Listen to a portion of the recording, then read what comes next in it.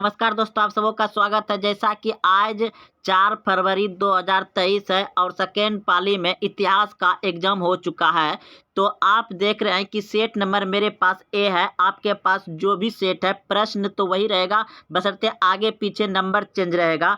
तो दोस्तों आपको 100 ऑब्जेक्टिव पूछा गया था, तो आपको 100 में 100 सही सही आंसर मिलवाएंगे। मेरे पास जितना अभी प्रश्न पत्र आया है दोस्तों, वह आपको अभी हम अपलोड बना के बता रहे हैं और उसका आंसर। तो चलते हैं आंसर मिलाने के लिए, जिसमें से कि दोस्तों आपको मात्र 50 प्रश्न का सही सही उत्तर देना था कहीं भी से आपको।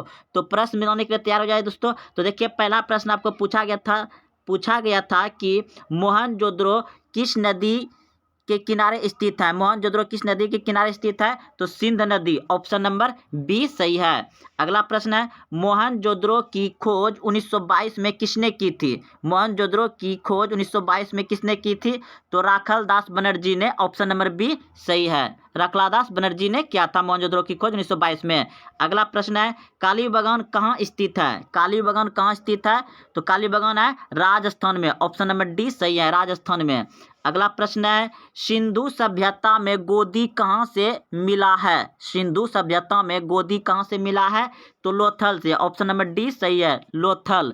अगला प्रश्न है, निम्नलिखित देवताओं में से कौन सदैव सभ्यता के प्रमुख देवता थे? तो शिव, ऑप्शन नंबर बी सही हो जाएगा, 5 नंबर का शिव यानी बी सही है। अगला प्रश्न है, अशोक का संबंध किस वंश से था? अशोक का संबंध किस वंश से था?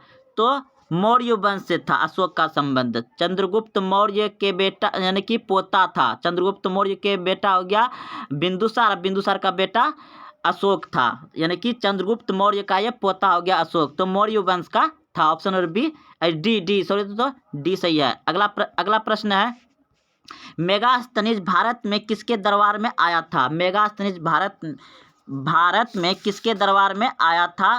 तो आपका ऑप्शन नंबर ए बिल्कुल सही है, चंद्रगुप्त मौर्य के दरबार में आया था।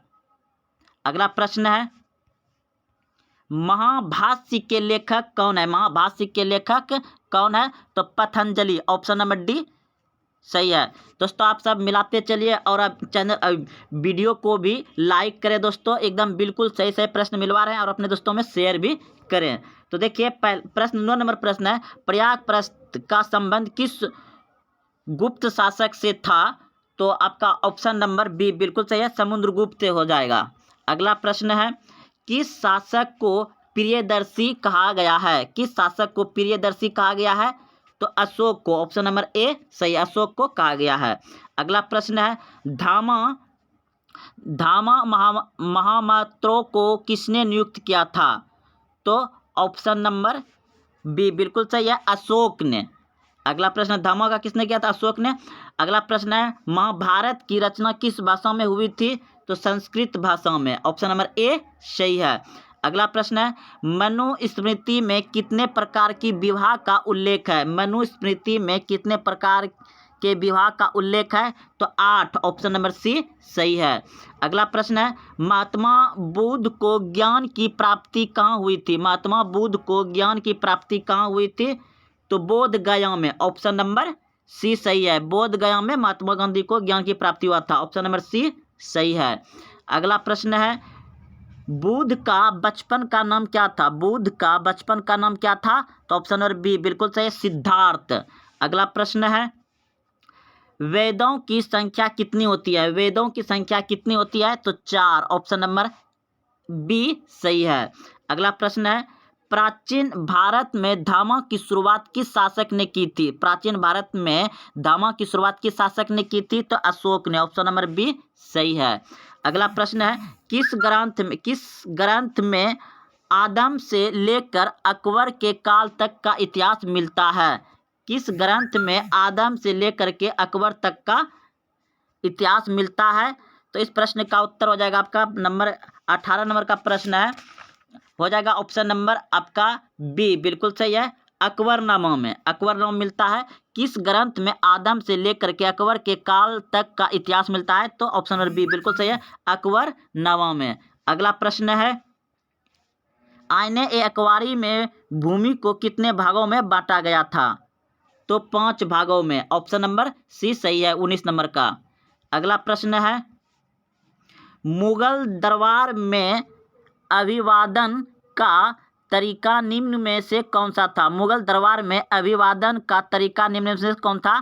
तो ऑप्शन नंबर बी बिल्कुल सही है, सजादा। ऑप्शन नंबर बी सही है, साजदा। अगला प्रश्न है आपका, भारत का प्रथम मुगल सम्राट कौन था? भारत का प्रथम मुगल सम्राट कौन था? तो बाबर। ऑप्शन नंबर ए सही है, बाबर। अगला प्रश्न है, अकबर निम्नलिखित में से किस पर अधिकार नहीं कर सका? अकबर निम्नलिखित में से किस पर अधिकार नहीं कर सका? तो ऑप्शन नंबर बी बिल्कुल सही है, मेवाड़ पर। ऑप्शन नंबर बी सही हो जाएगा। अगला प्रश्न है, दीन ए इलाही किससे संबंधित है? दीन ए इलाही किससे संबंधित है? तो इस प्रश्न का उत्तर हो जाएगा आपका ऑप्शन नंबर बी बिल्कुल सही है, अशोक से। अगला प्रश्न है, तुजुक ए बाबरी के लेखक कौन है? तुजुक ए बाबरी के लेखक कौन है? तो बाबर। ऑप्शन नंबर ए सही हो जाएगा। अगला प्रश्न है, आलमगीर के नाम से कौन सा मुगल बादशाह जाना जाता है? आलमगीर के नाम से कौन सा मुगल बादशाह जाना जाता है? तो ऑप्शन नंबर सी हो जाएगा, औरंगजेब को कहा जाता है, औरंगजेब को। अगला प्रश्न है, मुगल प्रशासन में जिलों को किस नाम से जाना जाता है? मुगल प्रशासन में जिला को किस नाम से जाना जाता था? तो दस्तूर। ऑप्शन नंबर हो जाएगा आपका डी बिल्कुल सही, दस्तूर के नाम से जाना जाता था। अगला प्रश्न है, हम्पी को यूनेस्को द्वारा विश्व पुरातत्व स्थल किस वर्ष घोषित किया गया? प्रश्न था 27 नंबर, हम्पी को यूनेस्को द्वारा विश्व पुरातत्व स्थल किस वर्ष घोषित किया गया? तो 1986 में। ऑप्शन नंबर डी सही है, 1986 में किया गया था।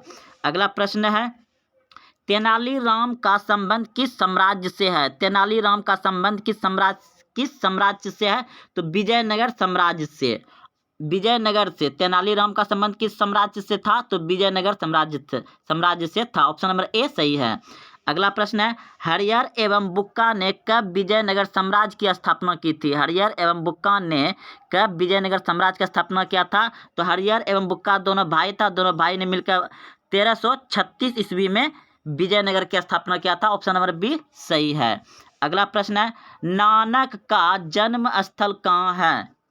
तो ऑप्शन नंबर हो जाएगा इसका डी बिल्कुल सही है, तलवंडी में। अगला प्रश्न है, वल्लभाचार्य का जन्म कहाँ हुआ था? वल्लभाचार्य का जन्म हुआ था चंपारण, यानी कि हो जाएगा आपका वाराणसी। ऑप्शन नंबर सी बिल्कुल सही है, वाराणसी में। अगला प्रश्न है, निजामुद्दीन अहलिया की दरगाह कहाँ है? निजामुद्दीन अहलिया की दरगाह है दिल्ली में। ऑप्शन नंबर ए सही है, दिल्ली। अगला प्रश्न है, किताब उर एहला में किसका यात्रा का वृत्तांत मिलता है? किताब उर